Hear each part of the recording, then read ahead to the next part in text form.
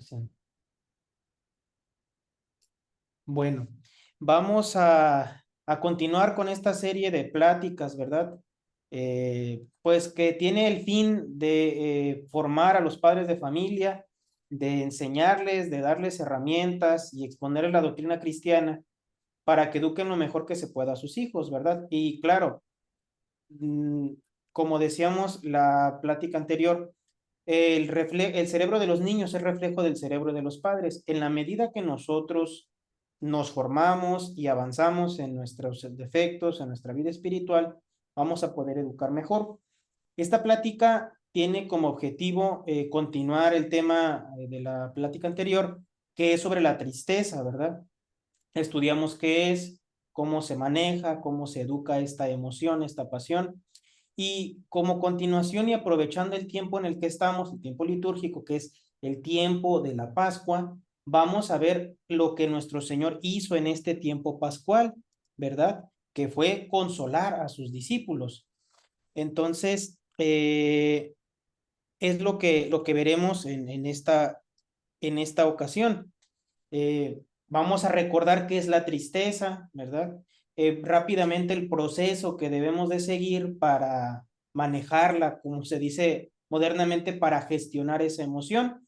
Y vamos a poner tres casos bien concretos en los que nuestro Señor Jesucristo consoló a Santa María Magdalena, a los discípulos de Maús y a sus apóstoles en el lago de Genezaret. Claro, hubo más apariciones, ¿verdad? Nuestro Señor lo hizo de diversas maneras. Sin embargo, pues no nos alcanza el tiempo para estudiarlas todas y vamos a estudiar las tres como más significativas, las que tienen más relieve, donde nuestro Señor Jesucristo deja ver esa misericordia que Él tiene y de la que nosotros debemos aprender. Claro, la primera y más principal fue la aparición a su Madre Santísima, ¿verdad? A ella la consoló, ¿verdad? Con ella fue en primer lugar, pero pues el Evangelio no nos dice cómo fue, qué hizo nuestro Señor. Solamente sabemos que fue.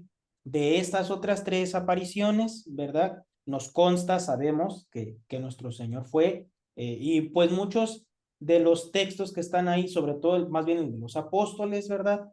Es San Juan escribe lo que vivió, o sea, nos está relatando cómo nuestro Señor los consoló, cómo platicó con ellos, y pues es un testimonio de primera mano muy valioso. Entonces, entremos a recordar lo que es la tristeza para poder entrar a la plática de lleno.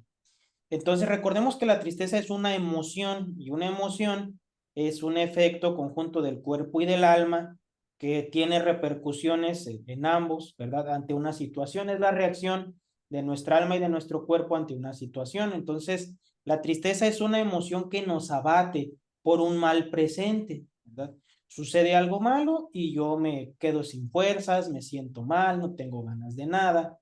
Entonces, toda emoción, y específicamente la tristeza, en general todas, nacen de la percepción que tenemos de la realidad, no de la realidad en sí. Puede ser que en la realidad a mí me esté sucediendo algo bueno, pero yo lo percibo como malo, entonces me voy a poner triste, ¿verdad? De ahí que Dios nuestro Señor muchas veces nos manda cosas buenas, a mí no me gustan, las percibo como malas y me entristezco, cuando me debería alegrar, ¿verdad? Porque Él sabe lo que a mí me conviene más. Pero bueno, eso es la tristeza. Ahora, la tristeza, como toda emoción, se da en dos aspectos, ¿verdad? En dos niveles. En el cuerpo, ¿verdad? Eh, experimentamos falta de fuerza, nuestro cerebro deja de producir aquellas sustancias, la serotonina y todas esas sustancias que nos dan, o la oxitocina, que nos dan alegría, ¿verdad? Que nos hacen sentirnos bien. Entonces, hay como un bloqueo y no producimos esa sustancia y nos sentimos mal, ¿verdad? En el alma hay un dolor, ¿verdad? Nos duele el alma, como que nos duele por dentro y una gran desmotivación. Esto es la tristeza, ¿verdad? Sucede algo que yo veo como malo, mi cerebro deja de producir la sustancia que me hace sentir alegre, con motivación, con esperanza, me siento sin fuerzas, me decaigo y en el alma siento un dolor y no tengo ganas de nada. Claro, hay niveles, ¿verdad? Puede haber una tristeza, digamos, ordinaria, recurrente, habitual, y ya una tristeza por enfermedad. Y estamos hablando de la depresión, que en grados más elevados o en grados más intensos, más que elevados, en grados más intensos, ya requieren una atención psiquiátrica, ¿verdad? Que identifique las causas, ¿verdad? Orgánicas y se ponga remedio con medicina. En grados menos intensos se requerirá la ayuda de un psicólogo, ¿verdad? Que remedie ahí con terapia lo que esté causando, ¿verdad? O se descubra cuál es la causa de esa depresión, se le ponga remedio. Más un poquito antes, pues el sacerdote, ¿verdad? Cuando llega simplemente una tentación de tristeza, pues el sacerdote atenderá, ¿verdad? Cuando solamente queda en una flojedad habitual, ¿verdad? Una pereza que disfrazamos de tristeza y el confesor es el que tiene, ¿verdad? Y está claro, en diagnósticos de psiquiatra o de psicólogo, el sacerdote tiene que ser el acompañante, ¿verdad? Para que todo vaya de la mano. Pero se da a esos niveles la tristeza. Ahora, recordemos cómo manejarla. Manejábamos algunos presupuestos que debemos de tener presente para entender este proceso que proponemos, ¿verdad? En primero, eh, la tristeza es buena, ¿no? O sea, no es mala. Si Dios nos la dio, es buena, o sea, tiene una razón de ser y precisamente la vemos en la pasión de nuestro Señor. La tristeza de los apóstoles, de la Virgen Santísima, tienen esa función de darnos compasión, de sentir lo que siente el otro, comprenderlo, apoyarlo y estar con él. Pero aún tiene un beneficio personal. ¿Por qué? Porque como vamos a ver en el proceso de la tristeza, activa mecanismos para nosotros poder reaccionar, ¿verdad? Recordemos que nuestro cerebro tiene dos hemisferios, el izquierdo y el derecho. El derecho es el más emocional, el izquierdo es el más racional. En la tristeza se bloquea el hemisferio izquierdo, no pensamos. ¿Por qué? Porque se produce el cortisol, que ese cortisol es el que nos motiva a buscar la solución, ¿verdad? Entonces, cuando no podemos hacer nada, rompemos a llorar porque es lo más que podemos hacer, ¿verdad?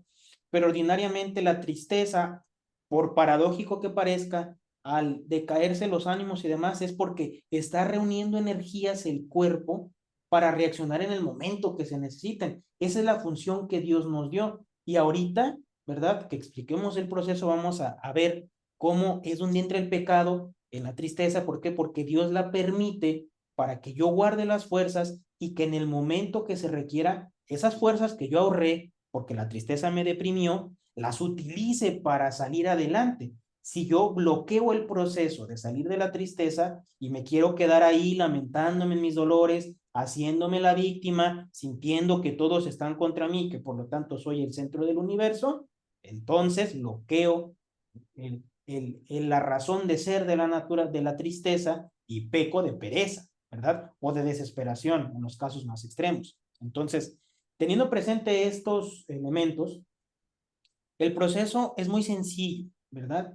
Lo primero que tenemos que hacer es conectar con la emoción, aceptar que está ahí, ¿verdad? Descubrir por qué está, qué me causó la tristeza, por qué me siento así. Y eso hace que poco a poco las hormonas que se producen por la tristeza, que la emoción vaya disminuyendo, ¿verdad? O sea, que no sea tan intensa esa exaltación del hemisferio derecho, ¿verdad? Y entonces en el segundo paso empezamos a romper el bloqueo del hemisferio izquierdo, haciendo a la persona que platique, que saque lo que tiene, que razone por qué están pasando las cosas, ¿verdad? Que trate de buscar una solución. Y una vez que ya desbloqueamos el hemisferio izquierdo, tratamos de integrar ambos hemisferios, ¿verdad? Buscando entender la razón de ser de la tristeza, hacerle comprender, que él vea, le hacemos preguntas, que él saque todo lo que tiene. Cuando ya hemos pasado por ese problema y nosotros conocemos qué causa esa tristeza, cómo se alimenta, cuál es el problema, entonces lo vamos guiando a que él solito llegue al cuarto paso, que es buscar la solución del problema. Y aquí es donde tronamos muchas veces y donde fallamos. ¿Por qué? Porque la tristeza está para guardar energías y usarlas para solucionar un problema. Cuando una persona se quiere quedar ahí en el problema, ¿verdad? Está mal, está mal. No es normal estar habitualmente tristes. Estamos excluyendo el caso de una depresión, ¿verdad? Que ahí no es que el paciente quiere estar triste, o sea, no puede salir de la tristeza. Esa es la diferencia entre la depresión, digamos, sin culpa y la depresión culpable. O sea que hay personas que ahí se quieren quedar en su tristeza, que se gozan estando tristes, sintiéndose las víctimas, el centro del universo y no, ¿verdad? Son esas personas que cuando hay un problema les dices, ¿qué tienes? Nada. ¿Cómo que no tienes nada si me dejaste de hablar, si no te juntas con tales personas? O sea, tienes algo. Y si no quieres salir del problema, eres culpable. O sea, nadie tiene justificación alguna para permanecer en un problema.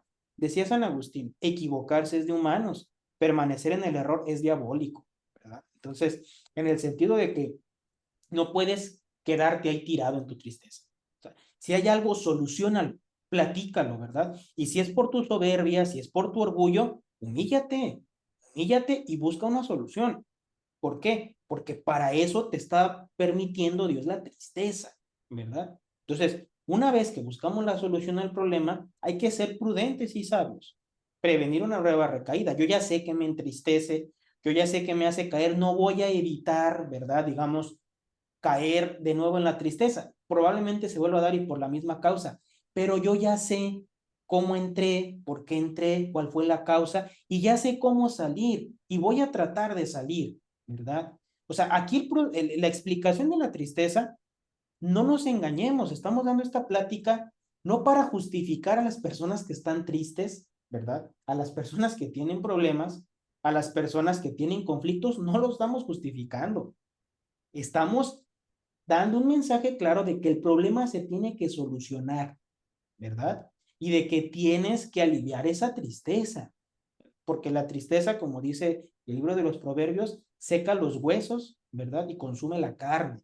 O sea, Dios nuestro Señor le asignó una función y esa función es motivarnos o empujarnos a solucionar los problemas que necesariamente se van a dar en la vida, ¿verdad? No es para quedarnos ahí tirados llorando, ¿verdad? Y vayamos a los ejemplos. Santa María Magdalena, ¿verdad? De paso señalemos que qué tan bueno es nuestro Señor, ¿verdad? Y para que nadie diga que la iglesia, que Dios nuestro Señor es machista, las primeras en conocer la resurrección de nuestro Señor y anunciarla a los apóstoles de manera oficial de parte de Cristo y del cielo son mujeres, ¿verdad? Porque fueron las que tuvieron el valor de estar al pie de la cruz, son las que tuvieron el valor de ir por la noche a buscar el cuerpo de nuestro Señor para ungirlo, ¿verdad?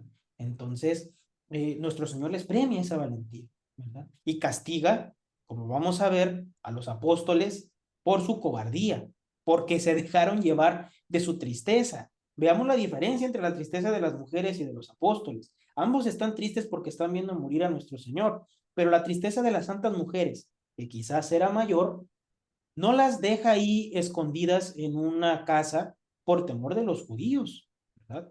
Ellas se sobreponen a esa tristeza y acompañan a nuestro Señor hasta los últimos momentos.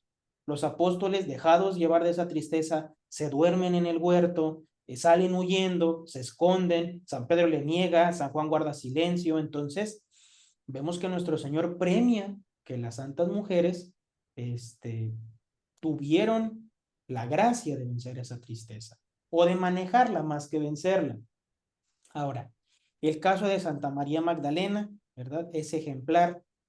Ahora, señalemos que nuestro Señor Jesucristo resucita, claro, para demostrar su divinidad, porque así estaba profetizado, porque es el plan del Padre Celestial, pero también tiene una función. Nos hemos preguntado por qué nuestro Señor duró 40 días antes de ascender.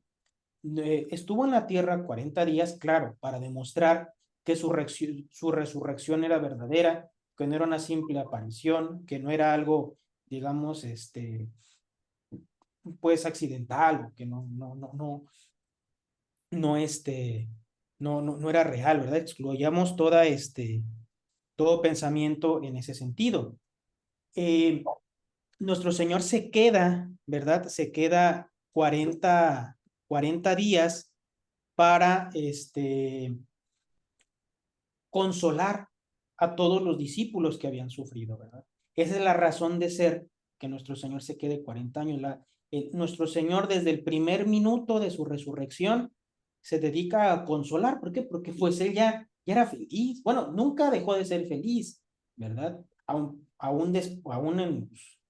Por un misterio incomprensible padece una tristeza mortal en la pasión, pero nunca perdió la visión beatífica, seguía viendo a Dios. Sin embargo, su cuerpo sí sufrió. Ya no puede sufrir, él ya está gozando, ¿verdad? Pero viene a consolar a sus apóstoles. Entonces, el caso de Santa María Magdalena, como podemos ver en la imagen, ¿verdad? Tiene a los pies un ungüento, ¿verdad? Con el que iba a ungir a nuestro Señor. De fondo se ve la lápida abierta, ¿verdad? Las santas mujeres compañeras de ella ya habían visto el sepulcro vacío. Los ángeles les anuncian que nuestro Señor había resucitado y entonces se van de ahí del huerto y de camino al cenáculo encuentran a nuestro Señor. Santa María Magdalena estaba, diríamos hoy en día, anonadada, en shock, diríamos el día de hoy, por la tristeza, de tanto que amaba a nuestro Señor. Entonces sale fuera de sí como si estuviera loca y empieza a buscar el cuerpo de nuestro Señor Jesucristo. ¿Cómo sabemos esto? Porque lo quería buscar para cargarlo y llevárselo. O sea, ¿cómo le iba a aguantar una mujer débil, verdad? El cuerpo de nuestro Señor. Pero ella no piensa en eso. ¿Por qué? Porque la tristeza bloquea el hemisferio izquierdo. Ella no pensaba. Ella simplemente quería el cuerpo de nuestro Señor y estaba triste.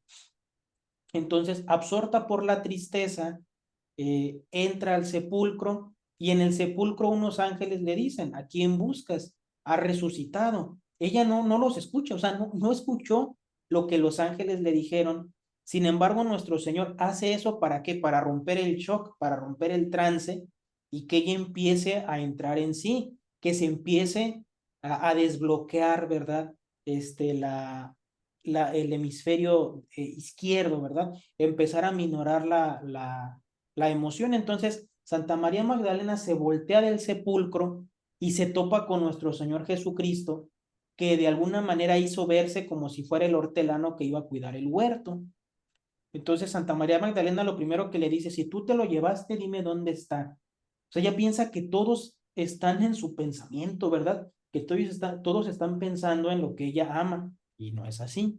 Entonces nuestro Señor Jesucristo le empieza a hacer preguntas.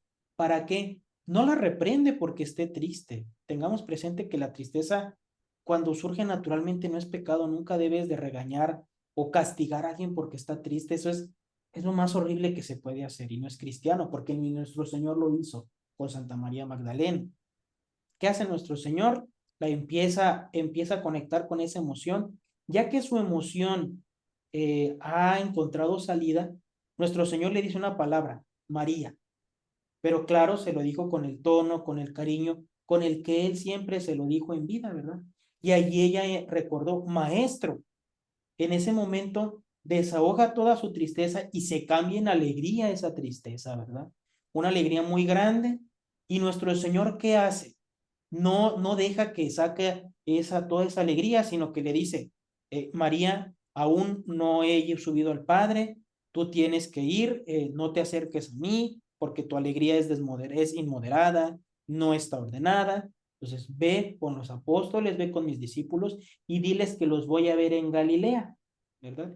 Entonces, de esa manera nuestro Señor consuela a Santa María Magdalena de una manera muy natural, ¿verdad? Claro, hace uso de los ángeles, hace uso de apariciones, le va haciendo preguntas, pero en esencia es el mismo proceso natural que Dios nuestro Señor dio o tasó para consolar a las personas. Y estamos hablando de que Santa María Magdalena estaba en shock, estaba fuera de sí, ¿verdad? Estaba fuera de sí. Y nuestro Señor en 20 minutos la consuela, ¿verdad? La deja alegre, la deja feliz, ¿verdad? Ahora, segundo caso, vayamos al segundo caso, que son los discípulos de Emaús, ¿verdad? ¿Quiénes eran estos discípulos de Emaús? No se sabe, algunos han dicho que era San Juan, que era San Marcos también, quien fue secretario de San Pedro, perdón, San Lucas, que fue secretario de San Pablo, ¿verdad? No se sabe quiénes eran a ciencia cierta, Lo único que sabemos es que habían perdido la esperanza en nuestro Señor y que llevados de la tristeza salieron de Jerusalén a un lugar campestre, diríamos el día de hoy, a una casa de campo que tenían en el pueblo de Emaús. Entonces, la tristeza de estos discípulos es distinta de la de Santa María Magdalena. Santa María Magdalena tiene una tristeza nacida de que perdió a nuestro Señor, el cuerpo de nuestro Señor. Es una tristeza más involuntaria, es una tristeza que nace del amor. La tristeza de los discípulos de Maús nace de la desesperación. Ellos perdieron la esperanza, perdieron la fe en nuestro Señor y por lo tanto es una tristeza culpable, ¿verdad? Es una tristeza culpable, entonces nuestro Señor tiene un modo distinto de actuar con ellos. ¿Qué es lo que hizo? Nuestro Señor tomó una figura que ellos no pudieran reconocer, quizás usó una ropa pues cubriéndose el rostro, usó otra voz. Nuestro Señor resucitado puede hacer mil cosas. Entonces va platicando con los discípulos y, perdón, se les acerca por el camino y les empieza a preguntar, ¿a dónde van y por qué tan tristes, verdad? Así muy tranquilamente. Ellos naturalmente hacen lo que cualquier persona triste hace. Se quieren desahogar, encuentran a alguien que los escucha y le empiezan a contar, pues es que tú no, solamente tú no sabes lo que ha pasado, acaba de morir Jesús de Nazaret, que era profeta, nosotros esperábamos en él, creíamos que él era que él era el Mesías. Entonces nuestro Señor, ¿qué está haciendo? Le está dando salida a esa emoción, está desahogando el hemisferio derecho para que ellos disminuyan su tristeza. Una vez que alivió la parte natural, los reprende espiritualmente. ¿Por qué? Porque los empieza a regañar. Pero es que ¿por qué son tan necios y tan duros de corazón? Conozcan las escrituras. Y entonces nuestro Señor, una vez que los reprende y activa otras emociones, empieza a desbloquear el hemisferio izquierdo, exponiéndoles las diversas profecías, ¿verdad? Respecto a la muerte de nuestro Señor, que era necesario que padeciera, que muriera en la cruz, que fuera azotado, y los va desbloqueando con preguntas, es decir, les va exponiendo y les va haciendo preguntas, ellos van entrando, ¿verdad? Ya en la plática de nuestro Señor, y entonces al comprender lo que está pasando, empiezan a sentir alivio en su tristeza. De hecho, Santo Tomás señala un remedio para la tristeza en la contemplación de la verdad, estudiar, leer, reflexionar, claro, porque desbloquea el hemisferio izquierdo y encontramos el equilibrio entre ambos. Una vez que nuestro Señor equilibró en ellos la parte emocional con la parte racional, entonces empieza a despertar su fe y amor, cuánto los amó el Hijo de Dios, que era necesario que ellos, ellos vieran eso, ¿verdad? Entonces les va despertando en el alma esa fe, ese amor, esa devoción, y nuestro Señor poco a poco los va consolando. Entonces, nuestro Señor de esa manera es como los va consolando, para que ellos puedan pues comprender,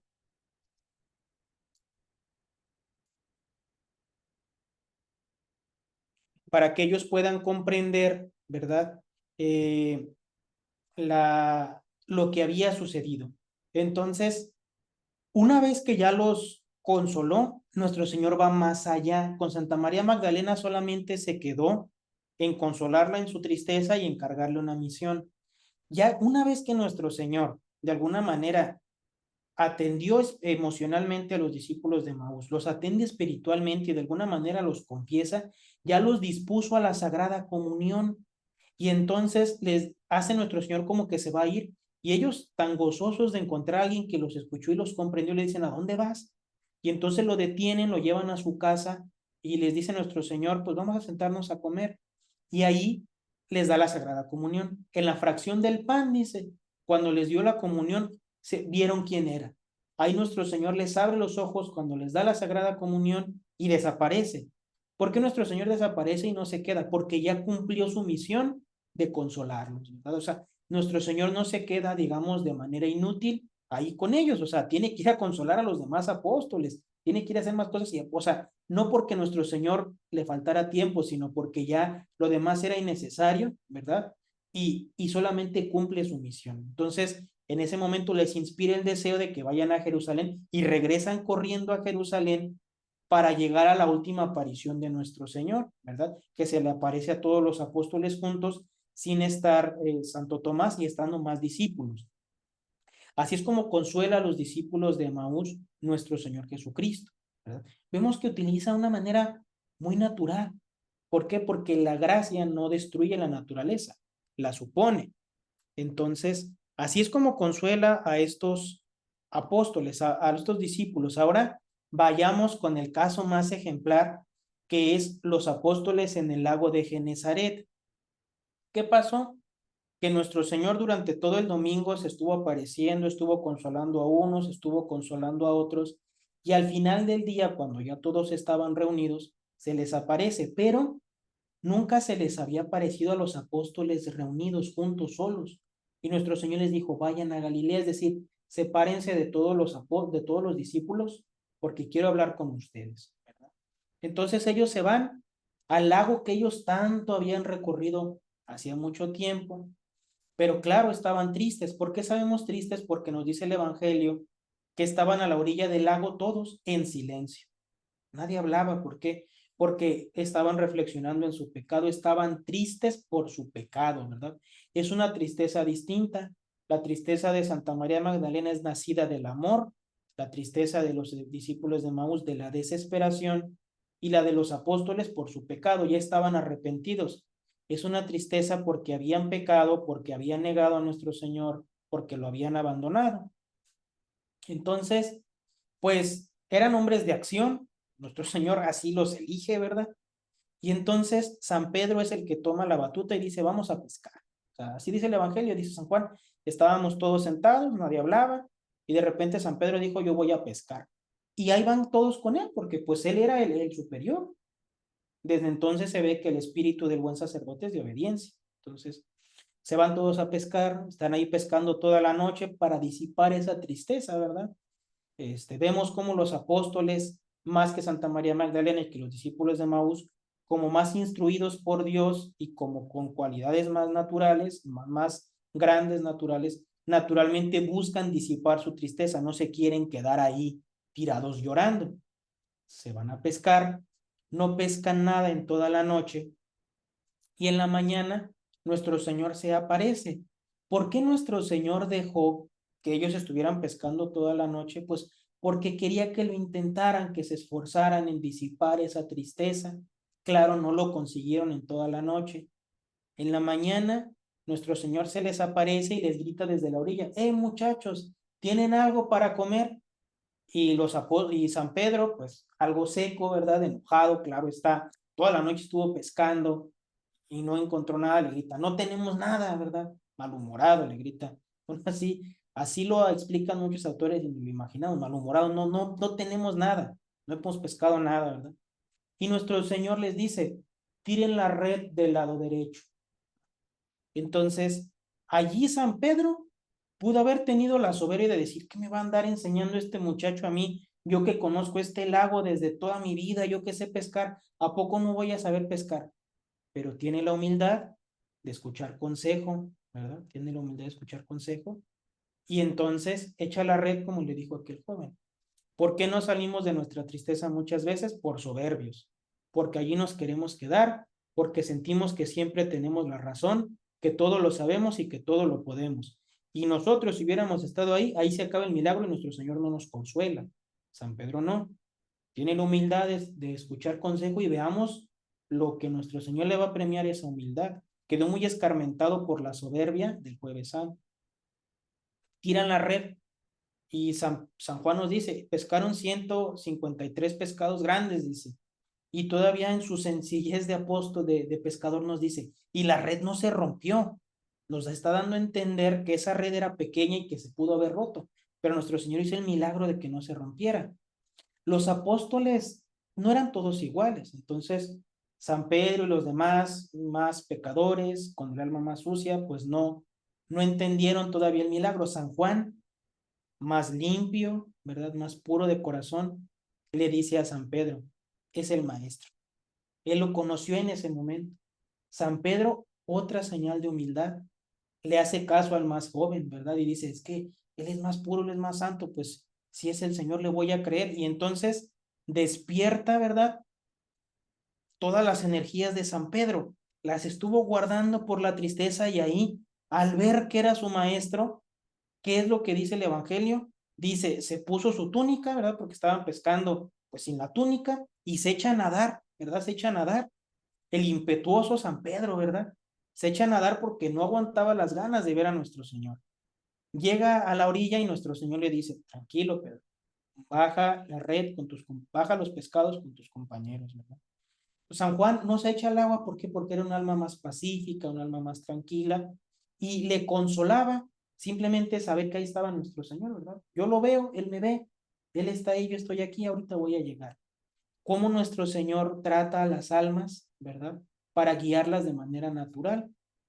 Después, dice el Evangelio que les dice, traigan de su pesca, ¿verdad? Llevan su pesca, y nuestro Señor ya tenía ahí unos pescados a las brasas, ¿verdad?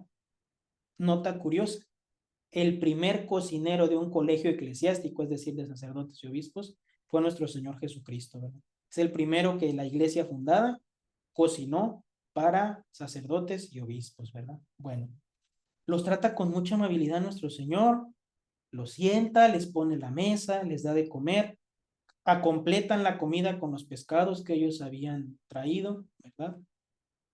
Y después parte el pan y se los da, probablemente les dio la Sagrada Comunión, se las da ahí nuestro Señor, y dice el Evangelio que todos guardaban silencio. Nadie decía nada. ¿Por qué? Porque nuestro Señor comprendía como Dios y como hombre el estado emocional en el que estaban.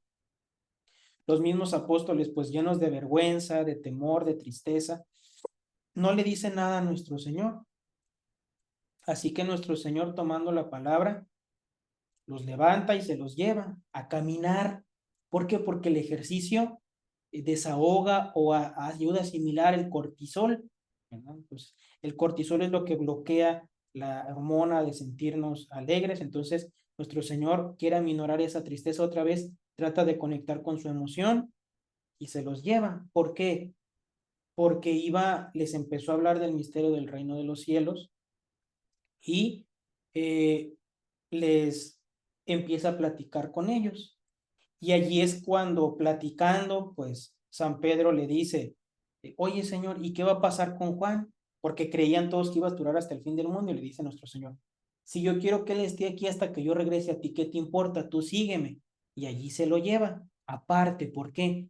Qué delicadeza la de nuestro Señor. San Pedro le niega en público, pero nuestro Señor le va a exigir reparación en privado, ¿verdad? No lo quiere reprender frente a todos los apóstoles, se lo lleva en privado y solamente por la negación triple que él hizo frente a sus enemigos, nuestro Señor solamente le preguntó 3 veces, Pedro, ¿me amas? Pedro, ¿me amas? Pedro, ¿me amas? Y San Pedro la primera vez respondió, Señor, tú sabes todo, Señor, yo te amo, ¿verdad? Y después le vuelve a preguntar, Pedro, ¿me amas? Ya San Pedro, pues recordando su pecado y pensando que a lo mejor respondió soberbiamente en la primera vez, dice, Señor, tú sabes todas las cosas, ¿verdad? Y otra vez vuelve a preguntar y San Pedro se pone triste porque recuerda y le vuelve a decir, Señor, tú sabes todas las cosas, tú sabes que te amo, ¿verdad? O sea, yo sé que te amo, pero a lo mejor tú ves algo más, pero pues tú sabes todo y al menos de corazón te digo que te amo. Y lo consuela, ¿verdad? O sea, como nuestro Señor obra de manera sobrenatural y natural con los apóstoles, ¿verdad? Entonces, así los consuela a ellos, ¿verdad? Así los consuela y es como nuestro Señor va cumpliendo su oficio de consolador. Entonces, vemos cómo nuestro Señor nunca regaña porque están tristes, ¿verdad? No los reprende, no hace como que nada pasó, no los deja tirados en su tristeza, no, los consuela y órale, a Santa María Magdalena, ve a Jerusalén y a los discípulos de Maús, vayan corriendo a Jerusalén, o sea, nuestro Señor, órale, salgan de su tristeza, pónganse a trabajar, ¿verdad? Eso es lo que nuestro Señor hace y de Él tenemos que aprender, ¿verdad? Si Él lo hizo así, es porque funciona, es porque es la forma en la que Dios lo quiere hacer, ¿verdad? No tenemos por qué regañar, no tenemos por qué reprender, ¿verdad? Tenemos que comprender. Y digamos que el proceso se reduce a esto, ¿verdad? Conectar como nuestro Señor lo hizo con todos ellos, desbloquear la emoción, ¿verdad? Desbloquear el hemisferio izquierdo, integrar ambos hemisferios para buscar una solución y prevenir o dar remedios eficaces para no caer en esos estados de tristeza. Es el proceso que nuestro Señor siguió en estos 3 casos que pusimos, en otros tantos más, a lo largo de su vida, pero sobre todo en su resurrección. Y es lo que los santos han aplicado para consolar, ¿no? Entonces aquí, pues no nos queda más que recordar que una obra de misericordia es consolar al triste, ¿verdad? Consolar al triste. Y nuestro Señor dice, misericordia quiero y no sacrificio. Entonces, muchas veces creemos que servimos bien a Dios porque hemos hecho grandes cosas por Él, porque le servimos, porque hacemos tanto y demás. Y Él dice, misericordia quiero y no sacrificio, ¿verdad? Hoy en día, muchas personas creen saberlo todo, creen poderlo todo, quieren hacer todo y no, ¿verdad? No, no es así. Entonces, ¿qué se necesita? ¿Que le expliques a las personas tu grande ciencia? No. ¿Qué se necesita? ¿Que las personas vean que tú todo lo puedes? No. ¿Qué se necesita? ¿Que las personas vean tus berrinches y tus caprichos? No. Lo que el prójimo necesita el día de hoy es comprensión, es misericordia, ¿verdad? Nuestro Señor, ¿qué le dio a San Pedro en premio de sus negaciones? Lo consoló, hizo milagros para él. Ese es el camino que nuestro Señor nos traza. Ese es el camino del Evangelio. Entonces, si nosotros queremos consolar a nuestros alumnos, a que ellos aprendan o que ellos se acerquen a nosotros con alegría, que nuestros hijos tengan un desarrollo pleno, tenemos que aprender a consolar. Eso no quiere decir que no se va a corregir. Nuestro Señor corrigió a San Pedro, corrigió a la Magdalena, corrigió a los discípulos de Maús, pero también los consoló. Es que muchas veces confundimos dureza con firmeza, ¿no? No. Una cosa es ser firme en lo que está mal, pero otra cosa es ser duro y que no consueles. Entonces, pongamos el caso, ¿verdad? Tu hijo cometió una falta, la que sea. No sé, te rompió un jarrón, comió algo que tú le habías prohibido, hizo algo que a ti no te pareció, te faltó al respeto, lo que sea, ¿verdad? Entonces, tú lo vas a corregir, tienes que corregirle, tienes que enseñar la verdad, pero antes de eso, lo tienes que consolar, porque es lo que nuestro Señor hizo. Nuestro Señor no corrigió a la Magdalena, a los discípulos de Maús y a San Pedro y luego los consoló. No, primero los consoló y después los corrigió. ¿Por qué? Porque ese es el proceso que debe de seguir un padre de familia.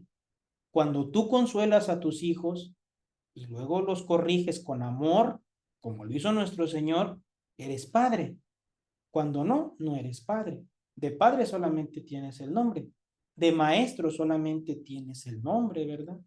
Entonces, nuestro Señor el Jueves Santo dijo, ejemplo les di para que hagan lo que yo hice, ¿verdad? Y San Gregorio Magno explicando el Evangelio de la pesca milagrosa en Genezaret con los apóstoles nos dice, nuestro Señor en toda su vida y en su muerte no solamente nos enseñó la doctrina, sino que nos dio ejemplo de lo que nosotros debemos hacer.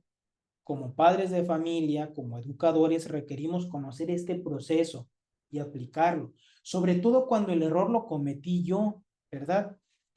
Miren, en la experiencia que tenemos ayudando a padres de familia, en los estudios, ¿verdad? En libros, ¿verdad? Y sobre todo en el trato con jóvenes y con niños, ¿qué es lo que hemos identificado más en ellos? ¿Qué es lo que más daño le hace a un niño, a un alumno, a un joven? ¿Qué es lo que más daño le hace? Sentirse incomprendido, que sus padres son injustos con él. Y muchas veces sus padres sí son injustos, sus maestros sí son injustos con ellos. ¿Y cómo le haces? Porque el hijo tiene que respetar a su padre. Y si el hijo ve que su padre es injusto, pues hay un rechazo natural, claro, no lo va a dejar de querer, pero lo va a respetar menos.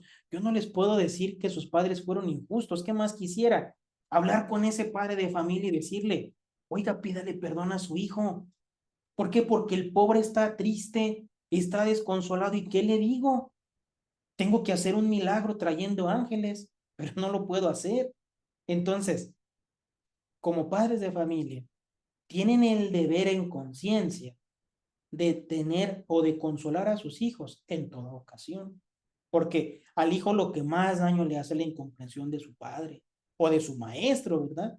Muchas veces no quieren a sus maestros, ¿por qué? Pues porque pasa esto, ¿verdad? Entonces, por algo nuestro Señor dice, misericordia quiero y no sacrificio. Es decir, no quiero muchas veces que hagas lo correcto, quiero que hagas lo mejor. Y muchas veces lo mejor es consolar y obviar los problemas. A ver, ¿qué problema más grande que la negación de San Pedro? O sea, San Pedro apostató, negó a nuestro Señor, negó la fe en nuestro Señor, fue apóstata. ¿Y qué le pidió nuestro Señor? 3 veces le preguntó que si lo quería. ¿Hacemos así con nuestros alumnos, con nuestros hijos, diría, con nosotros como sacerdotes, con nuestros penitentes? Eso a nosotros nos enseñan mucho, ¿verdad? Los teólogos, que más vale dar cuenta de muy misericordiosos que de muy severos. Claro, hay de casos a casos y cada alma es distinta, pero eso nos enseña nuestro Señor a nosotros. Miren, podríamos hacer algo. Nosotros tenemos que ser muy misericordiosos en la confesión porque así lo requiere el pecador. Pero les aseguro que si nosotros empezáramos a hacer en confesión y fuera de confesión con los padres de familia y con los maestros, como los padres de familia y los maestros son con sus hijos, les aseguro que las cosas cambiarían, porque entenderían lo que se siente. Claro, ¿por qué no lo hacemos? Porque simple y sencillamente el adulto va con otro confesor. No me gustó este, voy con otro. No me gustó este padre, voy con otro. ¿Y sus hijos cómo van a ir con otros padres? Son los únicos que tienen y los tienen que amar hasta la muerte. Porque nuestro Señor dijo, honrarás a tu padre y a tu madre. Pero en ese mandamiento se incluye, amarás a tus hijos. Los vas a educar. Los tienes que consolar, los tienes que apoyar, los tienes que ayudar. ¿Por qué damos este mensaje? Porque tratamos con jóvenes, tratamos con niños.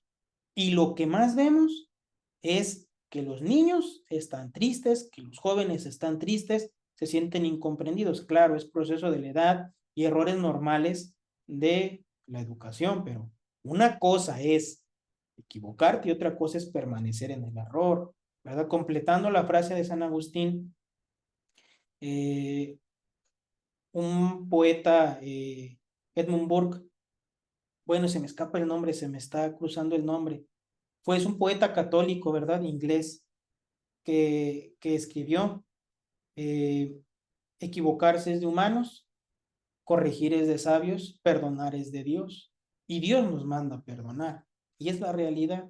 Entonces, ese tiene que ser el fruto de esta plática, ¿verdad? O sea, no explicamos qué es la tristeza, no pusimos estos ejemplos y no enseñamos el proceso de consolar, nada más para que lo sepamos y diga, yo vi la plática del padre y ya sé cómo se hace. Consuela a tus hijos, consuela a tus alumnos, si no, de nada sirvió. O sea, absolutamente de nada. El objetivo de esta plática fue totalmente inútil en quien no entendió esto, porque esto es lo que nuestro Señor nos pide, ¿verdad? Y es lo que hemos visto que hace falta, sobre todo el día de hoy, que por muchas causas los jóvenes y niños son el blanco de ataque, ¿verdad? Entonces, esto es lo que queríamos enseñar respecto a la forma en que nuestro Señor consuela. Los escuchamos en los comentarios con dudas, ¿verdad? Y sugerencias para siguientes pláticas. Dios les bendiga.